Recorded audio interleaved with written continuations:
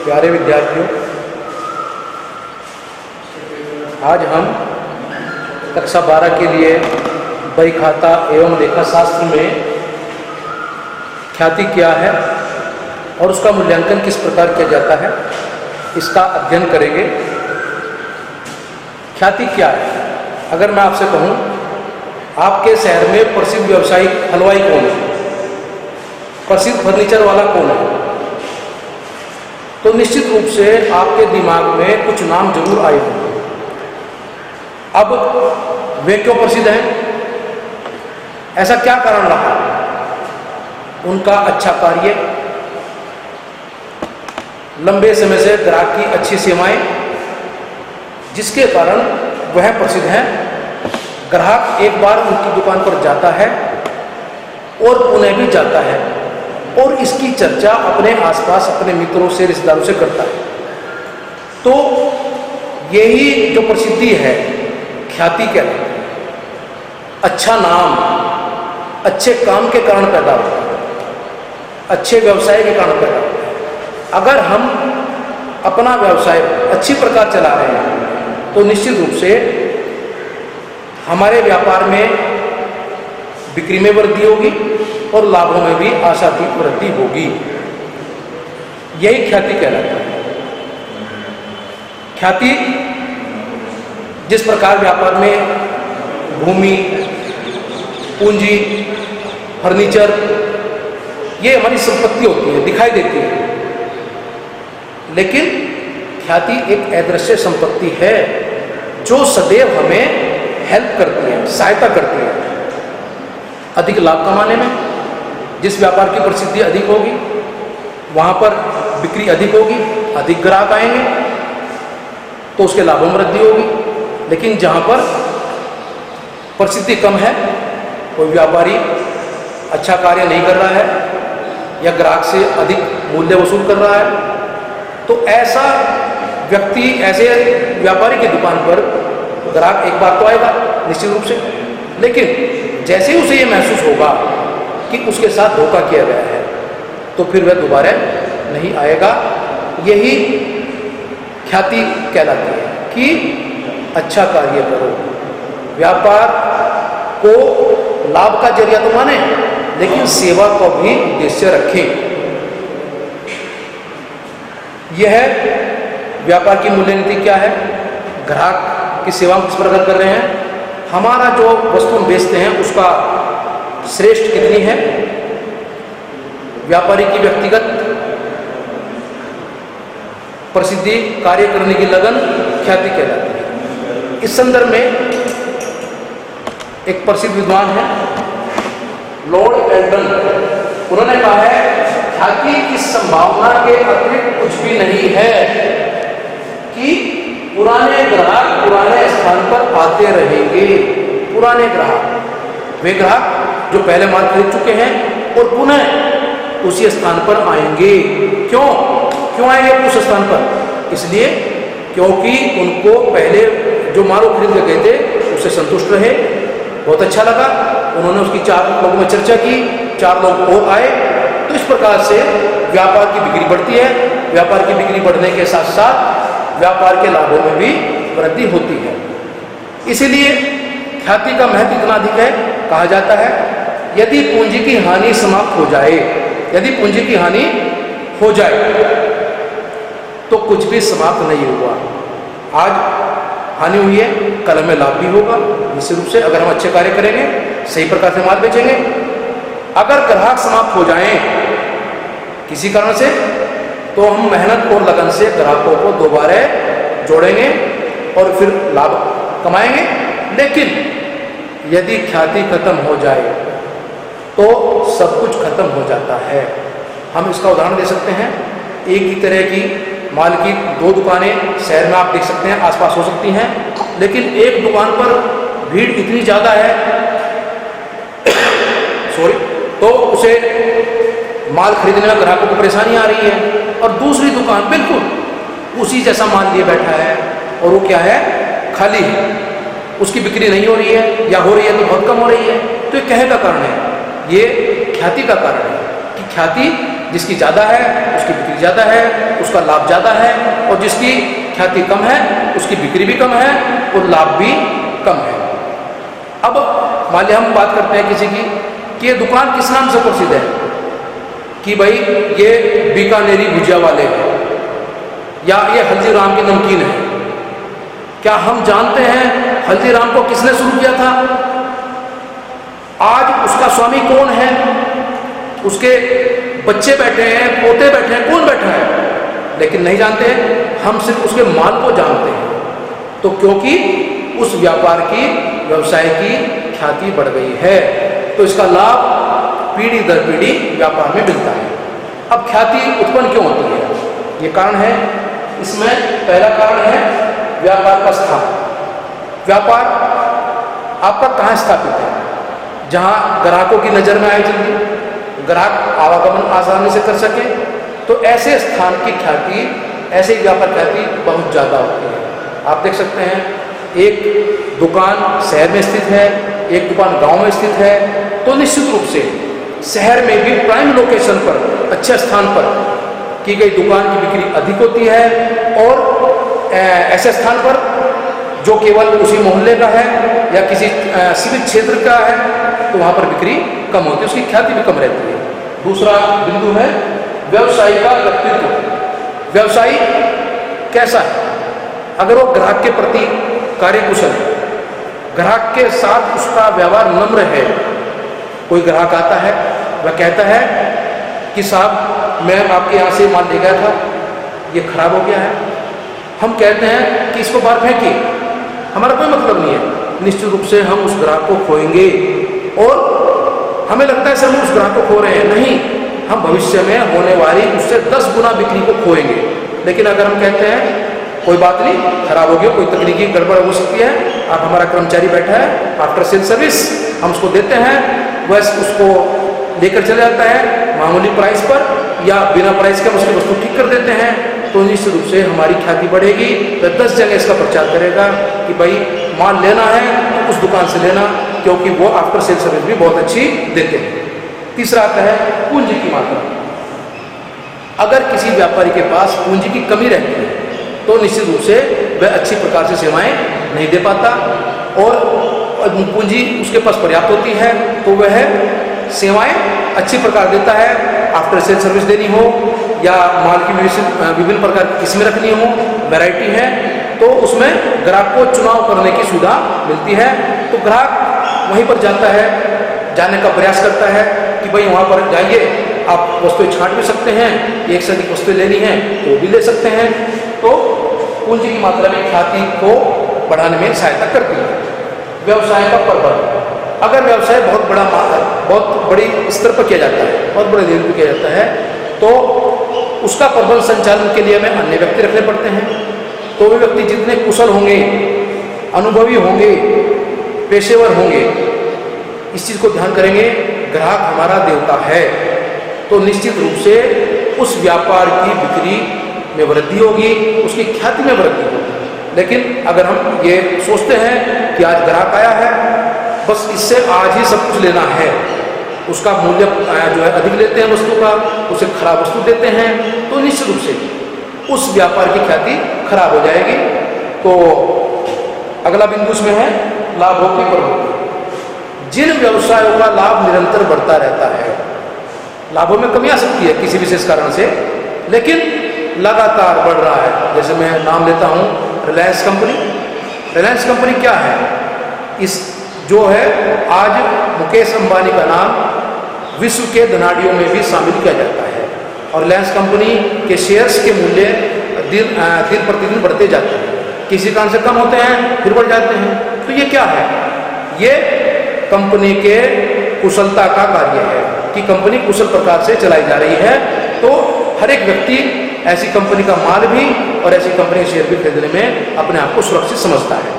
अब अगला बिंदु आता है कि हमें ख्याति का मूल्यांकन क्यों आवश्यक है, क्यों करना पड़ता है? तो ख्याति के मूल्यांकन के लिए कुछ दशाएं हैं। पहली दशा है नए साझेदार के प्रवेश पर। मान लिया 3 व्यापारी कार्य कर रहे हैं, एक नया व्यापारी में और लेना है क्योंकि वो तकनीकी कुशल है, तो अब नए व्यापारी के आने से पुराने व्यापारियों के लाभों में कमी होगी। तो हम चाहेंगे जो पुराने व्यापार कमाने की क्षमता है वो पुराने व्यापारियों द्वारा विकसित की गई है, तो वे चाहते हैं कि हमें उसका कुछ ना कुछ लाभ मिले। तो नया साझेदार से पूंजी के अलावा ख्याति भी के रूप में भी कुछ धन मंगाया जाता है, जिसको पुराने साझेदार अपने अनुपात में बांट लेते हैं। दूसरा बिंदु है साझेदार के अवकाश ग्रहण या मृत्यु होने पर। अगर किसी साझेदार की मृत्यु हो जाती है या कोई साझेदारी से अवकाश ले लेता है तो निश्चित रूप से बचे हुए शेष साझेदारों का लाभ बढ़ जाता है भविष्य में। तो जाने वाले साझेदार को ख्याति का लाभ दिया जाता है, इसलिए हम ख्याति का मूल्यांकन करने की आवश्यकता होती है। तीसरा बिंदु है सार्वजनिक फर्म का क्रय विक्रय होने पर। दो फर्में हैं, एक फर्म दूसरी फर्म को खरीदती है, तो हमें उस फर्म को खरीदते समय उसकी स्थायी संपत्तियों के अलावा उसकी ख्याति का भी मूल्य देना होता है। तो उसकी ख्याति कितनी है उसका मूल्यांकन हमें करना पड़ेगा। अगला बिंदु है फर्मों के एकीकरण पर। दो साझेदारी समान रूप के हैं, अलग अलग साझेदार फर्म ए में हैं, कुछ साझेदार बी में हैं, दोनों मिलकर एक फर्म बना लेते हैं, एकीकरण हो जाता है। तो एकीकरण होने की दशा में दोनों फर्मों के साझेदारों का आपसी अनुपात अब क्या रहेगा, है ना। कोई हो सकता है फर्म बहुत अच्छी हो, कोई हो सकता है फर्म थोड़ा हल्की चल रही है, जैसे टेलीकॉम में आइडिया और वोडाफोन, इनका आपस में क्या हुआ है, एकीकरण हुआ है। तो हमें देखना होता है कि नए अनुपात किस प्रकार रहेंगे नई फर्म में सभी साझेदारों के। तो उसमें हमें ये करना होगा कि जिनको भविष्य में हानि होगी, कम अनुपात मिलेगा, तो उनको ख्याति के रूप में कुछ न कुछ पारिश्रमिक आहार दिया जाता है। अंतिम विषय है साझेदारों के लाभ हानि अनुपात में परिवर्तन होने पर। यदि साझेदार चाहते हैं उनमें आपसी रजामंदी से उनके लाभ हानि के अनुपात में चेंज किया जाता है, तो जो हानि होने वाले साझेदार हैं जिनको भविष्य में कम लाभ मिलेगा उनको ख्याति के रूप में पूर्ति की जाती है, और जो साझेदार भविष्य में लाभ प्राप्त होंगे वो ख्याति को लाते हैं, उनको लाभ उनको दिया जाता है। इस प्रकार से ख्याति के मूल्यांकन की आवश्यकता पड़ती है। अब हम आते हैं ख्याति का मूल्यांकन किस प्रकार किया जाता है। ख्याति के मूल्यांकन की बहुत सारी विधियां हैं, पर मुख्यतः 3 विधियां हैं। औसत लाभ विधि, एवरेज प्रॉफिट मेथड। दूसरा है अधिलाभ विधि, सुपर प्रॉफिट मेथड। तीसरा है पूंजीकरण विधि, कैपिटलाइजेशन मेथड। अब हम इन विधियों को विस्तार से पढ़ेंगे। पहली विधि है औसत लाभ विधि। औसत लाभ क्या है? विभिन्न वर्षों के लाभों को उनकी संख्या से भाग देने पर जो मूल्य प्राप्त होता है वही औसत लाभ कहलाता है। इसमें भी 2 मेथड है। पहला है सरल औसत लाभ विधि, हम इसी में जोड़ देते हैं सरल औसत लाभ विधि, और यहां है simple average profit method of calculation goodwill. Formula है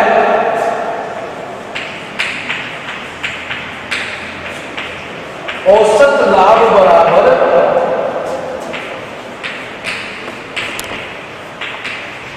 कुल लाभ बटे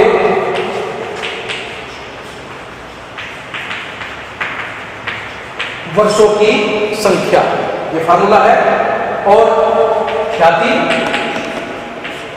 इंग्लिश में इसको कहते हैं गुडविल का फायदा है, गुडविल का फार्मूला है औसत लाभ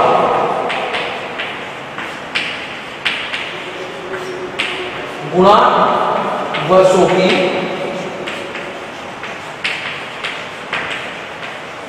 संख्या, एवरेज प्रॉफिट। जितने भी क्वेश्चन में वर्ष दिए जाते हैं उनको जोड़िए, जितने वर्षों से दिए गए हैं उसके अंतर्गत भाग करिए। प्राप्त लाभ औसत लाभ कहलाता है, एवरेज प्रॉफिट। और गुडविल की गणना के लिए उसको गुणा करना है वर्षों की संख्या से। वर्षों की संख्या प्रश्न में प्राय दी होती है, ऐसा नहीं है कि 5 वर्ष का सवाल दिया तो 5 से गुना कर लिया। प्राय इसमें क्या होता है कि 3 वर्ष 2 वर्ष उसके आधार पर कर देंगे। अब इसके आधार पर हम एक प्रश्न हल करने का प्रयास करते हैं। पहले वर्ष के लाभ हैं 15,000 रुपये, दूसरे वर्ष के लाभ है 20,000 रुपये, तीसरे वर्ष के लाभ है 25,000 रुपये। हमें इसके में और उसमें दिया गया प्रश्न में ख्याति का मूल्यांकन 3 वर्षों के औसत लाभ के दुगने के आधार पर किया जाता है। तो इसका मूल्यांकन किस प्रकार करेंगे? सबसे पहले हम इसका एवरेज प्रॉफिट निकालेंगे। एवरेज प्रॉफिट बराबर टोटल प्रॉफिट 15,000, 20,000 और 25,000 हम जोड़ लगाएंगे 60,000 रुपये। कुल लाभ हो गया 60,000 रुपये और 3 वर्षों की संख्या दी गई थी, उसको हम 3 से भाग करेंगे। उत्तर आता है 20,000 रुपये औसत लाभ।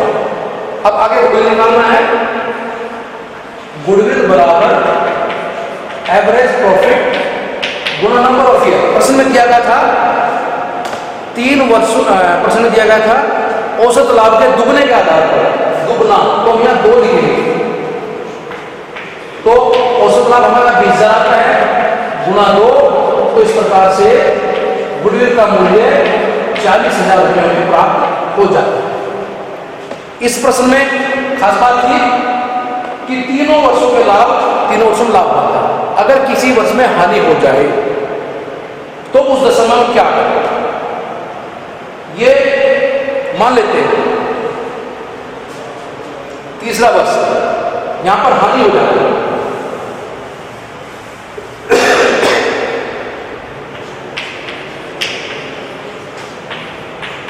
हमने लिख दिया है -5,000। ये सब हानि लाभ समय के आधार पर है। तो इस प्रश्न में हम कुल लाभ ज्ञात करते हैं। कुछ नहीं करना है, सिंपल जोड़ लगाना है। 15, 20, 35 और 5 जाते हैं उसमें से। तो अब हमारा कुल लाभ होता है 30,000 रुपये। तो सीधा सा हमारा औसत मूल्य प्राप्त करने के लिए कुल लाभ 30,000 को हम 3 से भाग करते हैं तो हमें प्राप्त होते हैं 10,000 रुपये औसत मूल्य। और गुडविल प्राप्त करने के लिए प्राप्त औसत लाभ में 200 गुना करते हैं तो मूल्य आता है 20,000 रुपये। तो देखा बच्चों, इसमें क्या करना है, हमें लाभ और हानि से चिंतित नहीं होना है, सीधा जोड़ लगाना है, लाभ आए या हानि। ये था हमारा सरल औसत लाभ विधि। अब हम इसका दूसरा हिस्सा पढ़ते हैं। सरल औसत को भारित औसत लाभ विधि में बदल दिया गया है। भारित को इंग्लिश में कहेंगे weighted. Weighted average profit method, भारित नाम से ही पता है। इसमें लाभों के भार दिए जाते हैं। जैसे हम सब्जेक्ट की बात करते हैं, हिंदी, इंग्लिश, गणित, क्या सारे सब्जेक्ट एक जैसे हैं पढ़ने में? कुछ सब्जेक्ट सरल होते हैं, कुछ सब्जेक्ट भारी होते हैं, कुछ बार बार अभ्यास से करने होते हैं। इसी प्रकार से लाभ कमाने वाले सारे वर्ष सामान्य नहीं होते। किसी वर्ष बहुत मेहनत करके भी लाभ नहीं कमा पाते और किसी वर्ष हल्की सी मेहनत से ही हम बहुत अधिक लाभ कमाते हैं। तो लाभ को इसमें भारों में भार दिए जाते हैं। तब हम किस प्रकार इसको ज्ञात करेंगे? इसमें प्रश्न है, ये वर्ष है 1, 2, 3, 4 और 5। 5 वर्षों के लाभ दिए गए हैं। लाभ रुपये में है।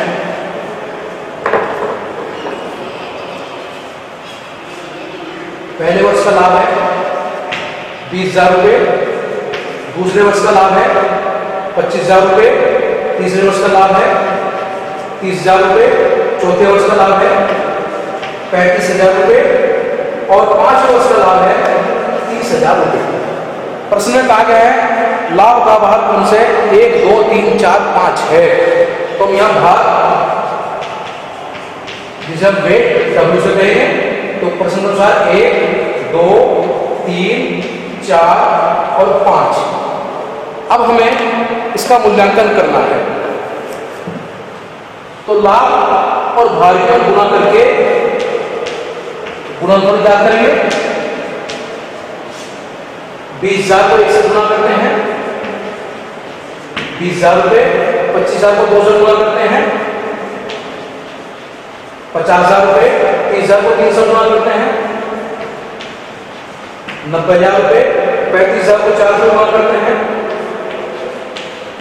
1,40,000 रुपये, 30,000 को 5 से गुणा करते हैं, 1,50,000। अब हमें इसको जोड़ना है। इसका जोड़ ये आया है इसमें 4,50,000 रुपये, ये राशि रुपये में है। इसका फार्मूला है, पहले निकालना है इसमें एवरेज प्रॉफिट। एवरेज प्रॉफिट के लिए गुणनफल के योग को भारों के योग से भाग किया जाता है। भारों का योग आता है 15। तो हम एवरेज प्रॉफिट निकालते हैं, गुणनफल का योग है 4,50,000 और भारों का योग है 15। हम इसको भाग करते हैं तो रकम आ जाती है 30,000 रुपये। गुडविल निकालने के लिए प्रश्न में क्या लिखा गया है, गुडविल के लिखा गया है इसमें 5 वर्षों के आधार पर ख्याति निकालनी है। भारित औसत के 5 वर्षों के आधार पर भारित औसत हमारा आता है, इसको हम डब्ल्यू में लगा सकते हैं, वेटेड भारित औसत। तो गुडविल बराबर जो हमारा ये औसत आया है 30,000 रुपये, और प्रश्न में कहा गया है 5 गुने के आधार पर। इस प्रकार हम भारित औसत लाभ विधि से इसका मूल्य प्राप्त करते हैं गुडविल का, तो 1.5 लाख रुपए आ जाता है। अब हम दूसरी विधि की पर आते हैं। दूसरी विधि है हमारी अधिलाभ विधि।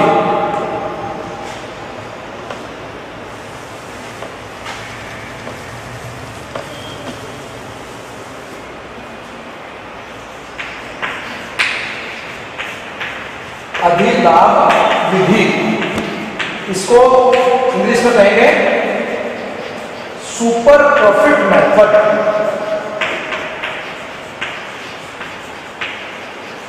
सुपर प्रॉफिट क्या है, अधिलाभ क्या है? अधिलाभ हम अगर संधिविच्छेद करते हैं अधिक लाभ। सामान्यतः सभी एक जैसा व्यवसाय करने वाली फर्में एक लाभ कमाती हैं, मान लेते हैं सभी फर्में 10% लाभ कमा रही हैं, लेकिन कोई फर्म उससे अधिक लाभ कमाती है उन्हीं परिस्थितियों में, तो वह अधिलाभ या सुपर प्रॉफिट कहलाता है। तो उसकी गुडविल ज्यादा होती है सामान्य फर्मों की अपेक्षा। इसको हल करते समय इस प्रकार किया जाएगा। सबसे पहले प्रश्न इसमें निकाला जाता है नॉर्मल प्रॉफिट, सामान्य लाभ।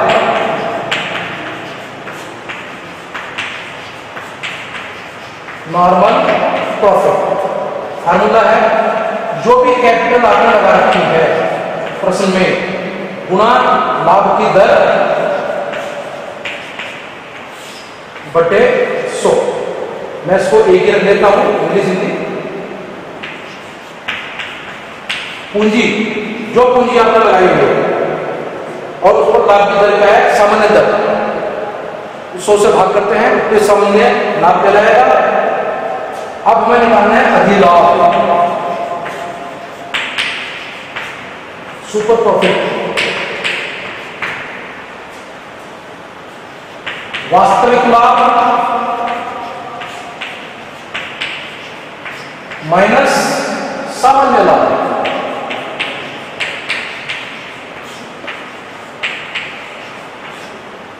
यही हमारा सुपर प्रॉफिट है। वास्तविक लाभ सामान्य लाभ से कितने ज़्यादा है। फिर प्रश्नानुसार दुगना तिगना जैसे भी कहा गया हो उसके आधार पर ख्याति का मूल्यांकन किया जाता है। इसको हम करते हैं प्रश्न के अनुसार। जैसे इस प्रश्न में फर्म की पूंजी है 8 लाख रुपए,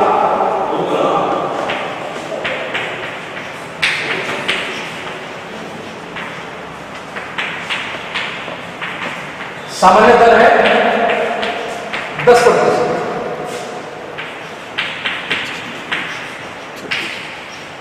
वास्तविक लाभ है 90,000 रुपये। तो प्रश्न के अनुसार सबसे पहले सामान्य लाभ क्या करेंगे।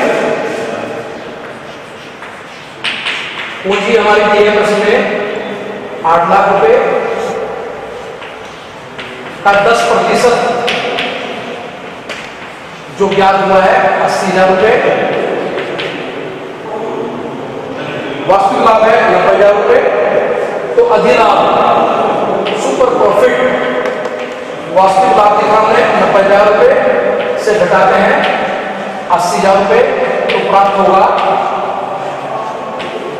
10,000 रुपये। गुडविल प्राप्त करने के लिए हमें सुपर प्रॉफिट को गुना करनी है दिए गए प्रश्न के अनुसार। प्रश्न में कहा गया है 3 वर्ष का क्रय करना है, तो सुपर प्रॉफिट हमारा 10,000 है और इसको 3 से गुना करते हैं प्रश्न में जैसा कहा गया है। तो ये अधिलाभ विधि से गुडविल किस प्रकार निकाली जाती है उसका तरीका है। अब इसमें अंतिम तरीका है पूंजीकरण विधि।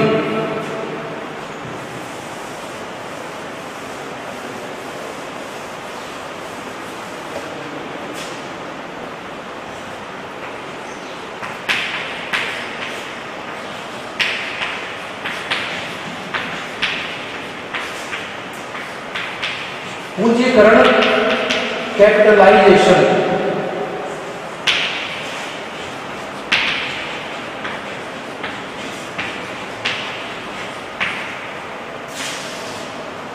आज तक होता क्या है, हम किसी फर्म में पूंजी लगाते हैं और तब देखते हैं कितना लाभ कमाया है। ये विधि थोड़ा उसका विपरीत चलती है, अर्थात हम देखते हैं हमने लाभ कितना कमाया है और ये कितनी पूंजी पर लगाई होगी इसका आकलन किया जाता है। तो इसके लिए सूत्र है गुडविल ख्याति बराबर अधिलाभ गुणा 100 बटे सामान्य दर।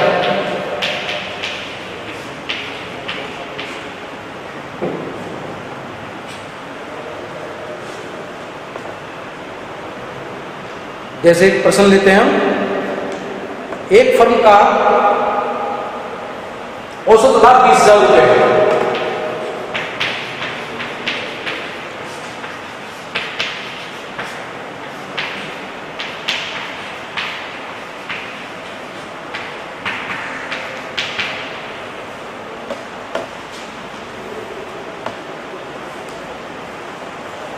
फर्म की पूंजी 80,000 रुपये है।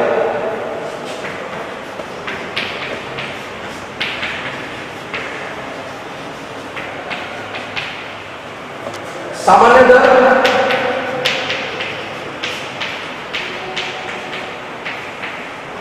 10%।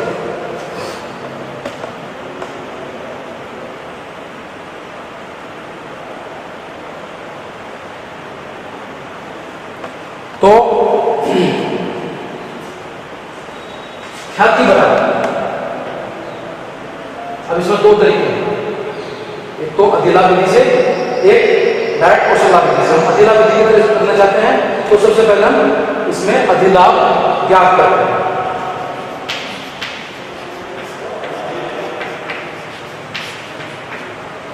वास्तविक लाभ है 20,000 रुपये माइनस सामान्य लाभ पूंजी हमारी 80,000 रुपये है और उसका सामान्य दर है 10%। तो 80,000 का 10% हुआ 8,000 रुपये। तो हमें प्राप्त हुआ है 12,000 रुपये अधिलाभ। अब प्रश्न में है ख्याति निकालने का तरीका, अधिलाभ गुना 100 बटे सामान्य दर, जो इस प्रश्न में है 10%। हल करते हैं विद्यार्थियों। अधिलाभ आया है हमारा 12,000 रुपये गुना 100 बटे 10। 10 से 1 जीरो कैंसिल करते हैं और 12,000 गुना 10 1,20,000।